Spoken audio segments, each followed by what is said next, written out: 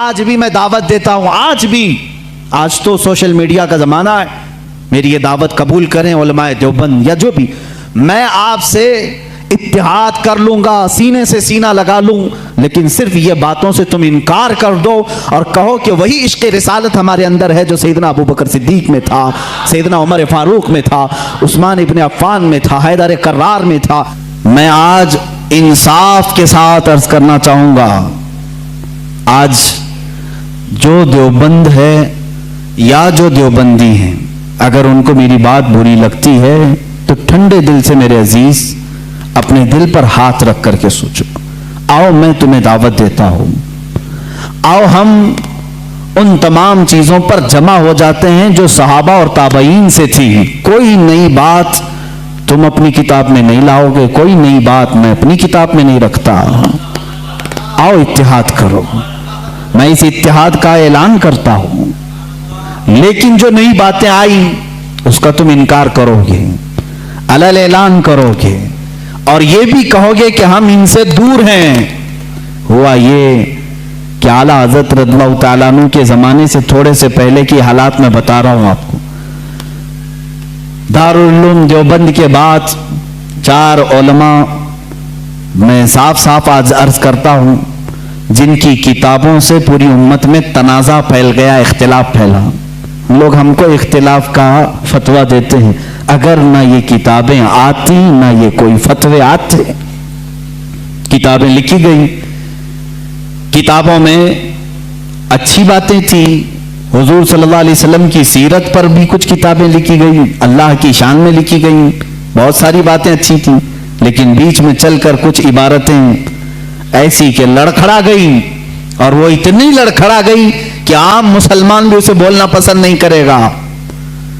براہین قاطعہ کتاب کا نام بول رہا ہوں، تقویت الایمان کتاب کا نام ہے، تحذیر الناس کتاب کا نام ہے، حفظ الایمان کتاب کا نام ہے۔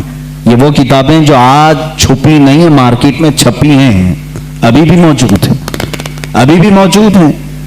انہی کتابوں کی عبارات کی وجہ سے ہی تو یہ تنازع پھیلا پورے امت میں، اختلافات۔ اہل سنت و جماعت متحدہ متفقہ ایک ہی جماعت تھی بر صغیر میں۔ ان کتابوں کے آنے کے بعد ہوا کیا؟ ایک کتاب میں لکھا گیا اللہ جھوٹ بول سکتا ہے، نئی بات تھی۔ اس بات پر آج تک امت نے کبھی کسی بھی شیخ کسی بھی بزرگ سلف صالحین سے مجھے عبارت لا کر کے دکھاؤ اس سے پہلے کوئی بات ہوئی تھی۔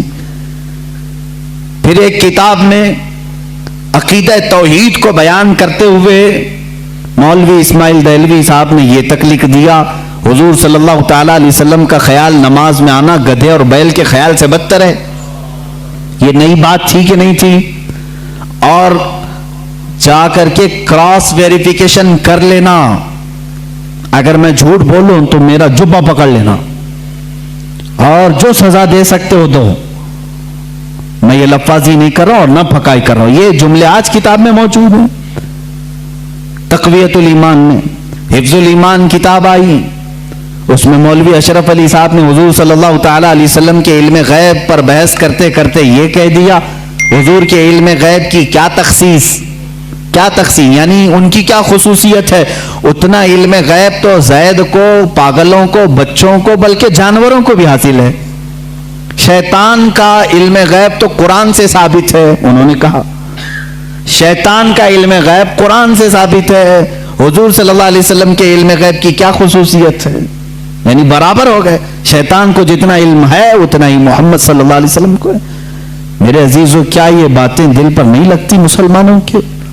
یہ عبارتیں آئی، کتابوں میں لکھی گئی، اور بڑا فتنہ یہاں سے بھی ہوا مولوی قاسم نانوتوی صاحب کی کتاب سے کہ انہوں نے یہ بھی لکھا کہ بالفرض بعد زمانے نبی کے اگر کوئی دوسرا نبی پیدا ہو گیا تو حضور کے خاتم النبیین ہونے میں کوئی فرق نہیں آئے گا، یعنی کوئی دوسرا نبی پیدا ہو سکتا ہے اگر مگر کی بات ہی چھوڑو، جب حضور نے 1400 سال پہلے کہہ دیا، فرما دیا کہ میرے بعد کوئی نبی نہیں ہو سکتا تو نہیں ہوگا۔ آپ کتاب میں یہ نئی بات لکھنے کی کیوں ضرورت پیش کی؟ آپ کو کیوں ضرورت پیش آئی کہ اگر اب کے زمانے میں بھی کوئی نبی آئے گا تو حضور کے خاتم النبیین ہونے میں کوئی فرق نہیں آئے گا. تو آپ کی اس بات سے پتہ نہیں کتنے محلوں میں کہاں کہاں کوئی نبی ہونے کا اعلان کر دے گا. عزیزان گرامی وقار، یہ کتابیں پورا کا پورا ہندوستان ایک کھلبلی مچا چکی تھی، کوہرام بپا تھا، تنازعات میں گھر گئے.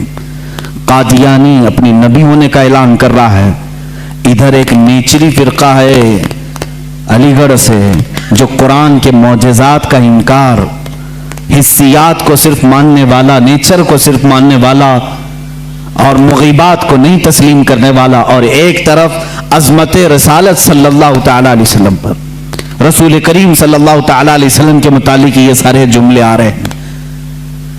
چلو 100 سال کا عرصہ گزر گیا، آج بھی میں دعوت دیتا ہوں، آج تو سوشل میڈیا کا زمانہ ہے، میری یہ دعوت قبول کریں علماء دیوبند یا جو بھی، میں آپ سے اتحاد کر لوں گا، سینے سے سینہ لگا لوں، لیکن صرف یہ باتوں سے تم انکار کر دو اور کہو کہ وہی عشق رسالت ہمارے اندر ہے جو سیدنا ابو بکر صدیق میں تھا، سیدنا عمر فاروق میں تھا، عثمان ابن عفان میں تھا، حیدر کرار میں تھا، رضوان اللہ تعالی علیہ مجمعین.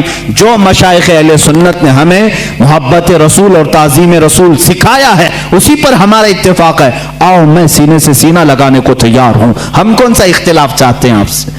ہم کون سا اختلاف چاہتے ہیں؟ ہمارا یہ ایک بات یاد رکھ لیں، اگر میں آج نام لے کر کے کسی کو کہہ رہا ہوں تو صرف اس لیے کہ ہمارا دین ہی یہ کہتا ہے جو ان سے نا آشنا ہو اس سے ہمارا کوئی تعلق بھی نہیں.